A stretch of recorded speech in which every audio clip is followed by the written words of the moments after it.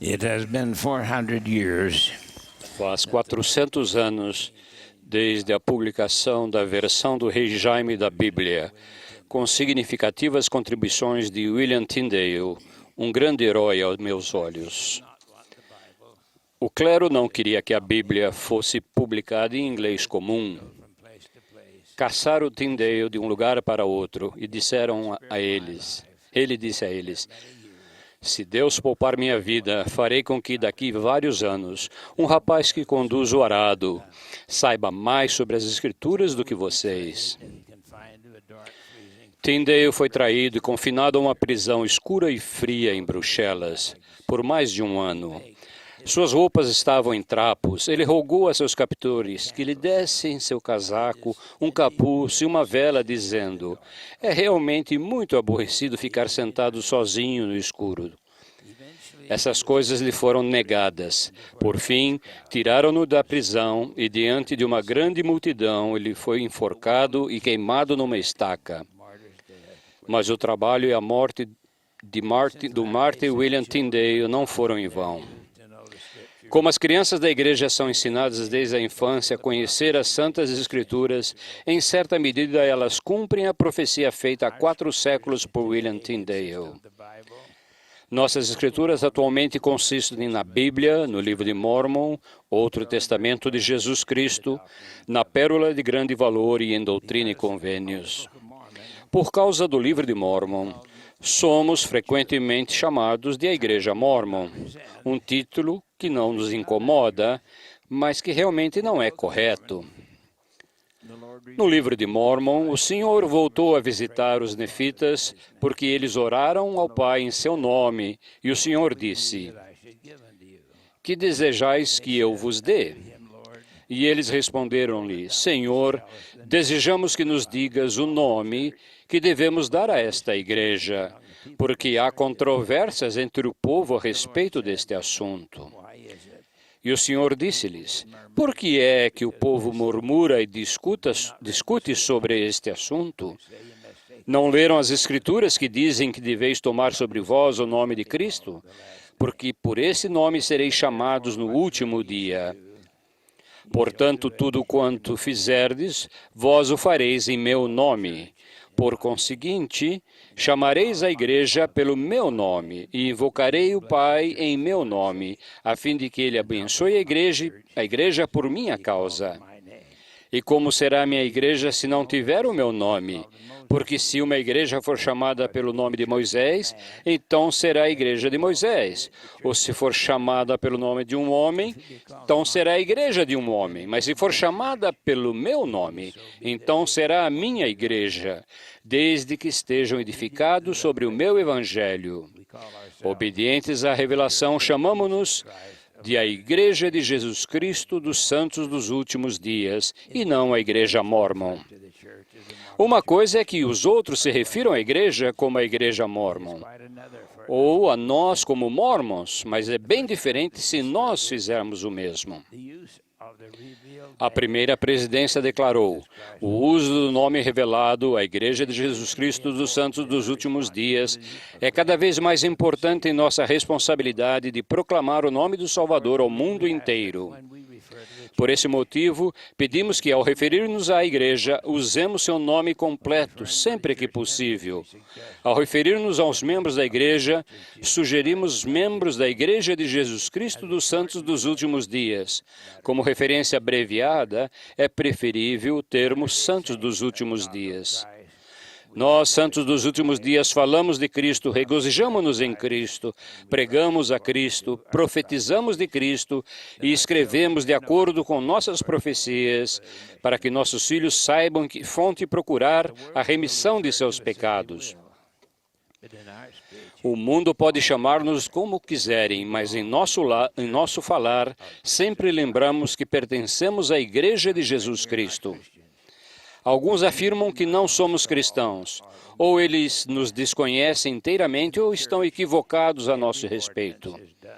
Na igreja, toda ordenança é realizada pela autoridade de Jesus Cristo e em nome dele. Temos a mesma organização existente na igreja original, com apóstolos e profetas. No passado, o Senhor ordenou 12 apóstolos. Ele foi traído e crucificado. Após sua ressurreição, o Salvador ensinou seus discípulos por 40 dias e depois ascendeu ao céu. Mas ainda faltava algo. Poucos dias depois, os 12 se reuniram em uma casa e de repente veio do céu um som como de um vento veemente e impetuoso e encheu toda a casa em que estavam assentados. E línguas repartidas de fogo pousaram sobre cada um deles e foram cheios do Espírito Santo. Seus apóstolos passaram a ter poder. Eles sabiam que a autoridade dada pelo Salvador e o dom do Espírito Santo eram essenciais para o estabelecimento da igreja. Foram ordenados a batizar e a conferir o dom do Espírito Santo. Após algum tempo, os apóstolos e o sacerdócio que eles portavam já não existiam. A autoridade e o poder de ministrar precisavam ser restaurados. Por séculos, os homens ansiaram pelo retorno da autoridade e pelo estabelecimento da Igreja do Senhor. Em 1829, o sacerdócio foi restaurado a Joseph Smith e Oliver Cowdery, por João Batista e pelos apóstolos Pedro, Tiago e João.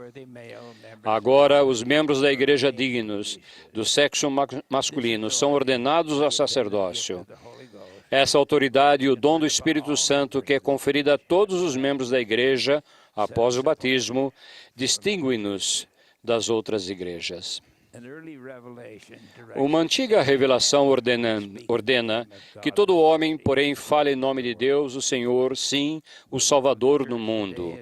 O trabalho da igreja é atualmente realizado por homens e mulheres comuns, que são chamados e apoiados para presidir, ensinar e ministrar. É pelo poder da revelação e pelo dom do Espírito Santo que as pessoas chamadas são guiadas para conhecer a vontade do Senhor. Os outros talvez não aceitem coisas como profecias, revelação e o dom do Espírito Santo. Mas, se quiserem compreender-nos, precisam compreender que aceitamos isso. O Senhor revelou a Joseph Smith uma lei de saúde, a palavra de sabedoria, muitos antes de os perigos serem conhecidos pelo mundo. Todos somos ensinados a abster-nos de chá preto, café, bebidas alcoólicas, fumo e, é claro, de várias drogas e substâncias que viciam, que estão sempre diante de nossos jovens. Àqueles que obedecem a essa revelação, é prometido que terão saúde e encontrarão sabedoria e grandes tesouros de conhecimentos. Sim, tesouros ocultos. Em uma outra revelação, o padrão de moralidade do Senhor ordena que os poderes sagrados de gerar vida sejam protegidos e empregados apenas entre homem e mulher, casados entre si. Os únicos pecados mais graves do que o uso indevido desse poder são o derramamento de sangue inocente e a negação do Espírito Santo. Se alguém transgredir a lei, a doutrina do arrependimento ensina como apagar os efeitos dessa transgressão. Todos são testados. Alguém pode achar injusto o fato de ser diferente e de estar sujeito a uma tentação específica, mas esse é o propósito da vida mortal, sermos testados, e a resposta é a mesma para todos. Precisamos e podemos resistir a todo tipo de tentação. O grande plano de felicidade centraliza-se na vida em família. O marido é o cabeça do lar e a mulher o coração do lar, sendo o casamento uma parceria entre iguais. Um santo dos últimos dias é um homem de família, responsável e fiel ao Evangelho. Ele é um marido e pai carinhoso. e devotado. Ele reverencia a feminilidade da mulher. A esposa apoia o marido. Tanto o pai quanto a mãe nutrem o crescimento espiritual dos filhos. Os santos dos últimos dias são ensinados a amar uns aos outros e a perdoar sinceramente as ofensas. Minha vida mudou graças a um patriarca muito virtuoso. Ele casou-se com sua amada, estavam profundamente apaixonados e logo ela ficou grávida de seu primeiro filho. Na noite em que o bebê nasceu, houve complicações.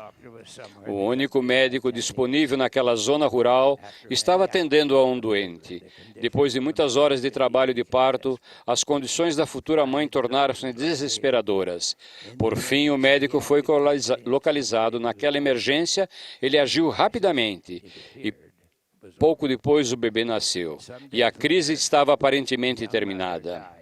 Mas alguns dias depois, a jovem mãe morreu da mesma infecção que o médico estivera tratando em uma outra casa naquela noite. O mundo do rapaz ruiu a seus pés. À medida que as semanas se passaram, sua dor aumentou. Ele não conseguia pensar em mais nada, e em sua amargura tornou-se vingativo.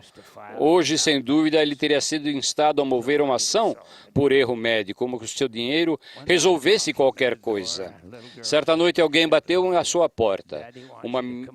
Uma menina disse simplesmente: "Meu pai quer que você venha à nossa casa. Ele quer conversar com você." O pai era o presidente da estaca. O conselho daquele sábio líder foi simplesmente: "John, esqueça. Nada do que você faça vai trazê-la de volta. Tudo o que você fizer vai piorar a situação." John, esqueça. Essa foi a aprovação de meu amigo.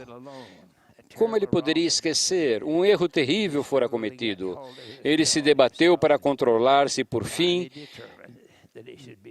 decidiu que devia ser obediente e seguir o conselho daquele sábio presidente de estaca. Ele esqueceria. Ele disse a mim: "Foi só quando fiquei velho que finalmente consegui entender a vida daquele pobre médico do interior. Sobrecarregado de trabalho, mal pago, correndo sem recursos de um paciente a outro, com poucos medicamentos, sem hospital, com poucos instrumentos, lutando para salvar vida e tendo sucesso na maioria dos casos. Ele tinha chegado em um momento de crise, quando 2 vidas estavam em risco, e agiu sem demora. Finalmente compreendi", ele disse. "Eu teria arruinado a minha vida e a vida de outros." Ele agradeceu muitas vezes o Senhor por aquele sábio líder do sacerdócio que aconselhou simplesmente: "John, esqueça." Ao nosso redor, vemos membros da igreja que se ofenderam. Alguns se ofendem com incidentes da história da igreja ou com seus líderes e sofrem a vida inteira, incapazes de deixar para trás o erro de outras pessoas. Não esquecem, acabam ficando inativos. Essa atitude é parecida com a de um homem que leva uma paulada. Ofendido, ele pega um pedaço de madeira e fica batendo na própria cabeça todos os dias de sua vida. Que tolice, que tristeza, que tipo de vingança está infligindo a si mesmo. Se vocês forem ofendidos, perdoem e esqueçam. O livro de Mórmon traz esta demonstração. "E agora, se há falhas, são erros dos homens. Não condeneis, portanto, as coisas de Deus, para que sejais declarados sem mancha no tribunal de Cristo." Um santo dos últimos dias é uma pessoa bem comum. Estamos em todos os lugares do mundo. Somos 14 milhões agora. Esse é apenas o começo. Somos ensinados a estar no mundo, mas não ser do mundo. Portanto, levamos uma vida comum, em uma família comum, em meio à população geral. Somos ensinados a não mentir, nem enganar, não dizer palavrões. Somos otimistas e felizes. E não temos medo da vida. Estamos dispostos a chorar com os que choram e consolar os que necessitam de consolo e servir de testemunhas de Deus em todos os momentos, em todas as coisas, em todos os lugares. Se alguém procura uma igreja que exija muito pouco, não será aqui. Não é fácil ser um santo dos últimos dias, mas a longo prazo é o único caminho verdadeiro. A despeito da oposição ou de guerras, rumores de guerra e terremotos em diversos lugares, nenhum poder ou influência pode parar esta obra. Nenhum poder. Todos podemos ser guiados pelo Espírito de revelação e pelo dom do Espírito Santo. Seria tão inútil o homem estender seu braço débil para deter o rio Missouri em seu curso ou fazê-lo ir correnteza acima, como seria impedir que o Todo-Poderoso derramasse conhecimento do céu sobre a cabeça dos santos dos últimos dias. Se você está carregando algum peso, esqueça. Deixe isso de lado. Perdoe a todos. E você será visitado pelo Espírito Santo, que vai confirmar e dar um testemunho. E será cuidado e abençoado. E receberão um convite de se achegar a Ele. A sua igreja, a Igreja de Jesus Cristo dos Santos dos Últimos Dias, a única igreja viva sobre a terra.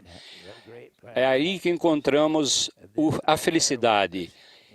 E disso eu presto testemunho em nome de Jesus Cristo. Amém.